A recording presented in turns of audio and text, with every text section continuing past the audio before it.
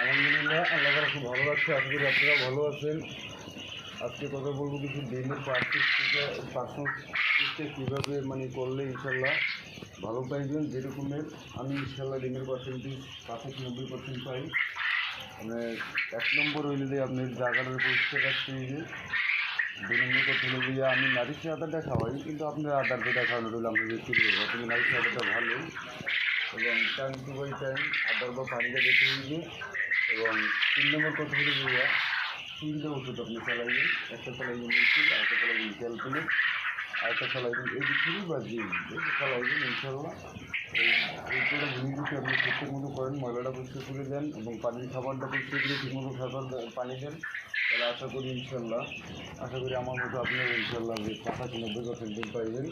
কিন্তু এরকম না করলে ভাই, ময়লাটা পরিষ্কার না করলে ডিমের পার্সেন্টেজটা ভালো পাইবেন। আর যেভাবে পার্সেন্টেজটা ডিমের আপনি বেশি পাইতেছেন এভাবে করবেন।